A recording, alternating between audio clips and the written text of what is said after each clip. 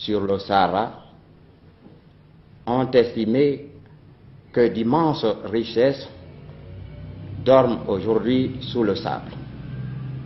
Richesses minières, richesses pétrolières. Mais les moyens techniques financiers à mettre en œuvre pour l'exploitation rationnelle de ces richesses sont d'une importance telle qu'aucune des régions limitrophes n'est capable de les réunir seule. Précisément, Monsieur le Ministre, que peut-on attendre dans les prochaines années de la mise en valeur du Sahara? Nous attendons beaucoup de la mise en valeur rationnelle des régions sahariennes. Mais je voudrais vous dire, ou plutôt recommander à tous, la prudence. Le Sahara, en effet, regorge de beaucoup de richesses. Mais pour le moment, pour l'instant, ce sont des richesses mortes. Il nous faut des moyens financiers, des concours techniques, du travail.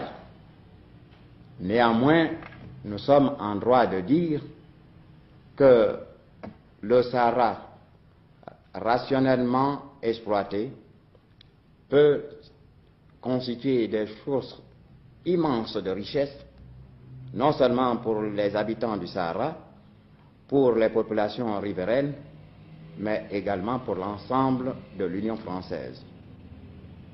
Ce qu'il faut retenir surtout, c'est la source de pétrole, la source énergétique, si capitale à l'indépendance politique de la France et partant de l'ensemble franco-africain. Nous voulons en effet, par l'exploitation des richesses pétrolières, rendre à la France et à l'ensemble de l'Union française leur indépendance vis-à-vis de l'étranger en matière énergétique.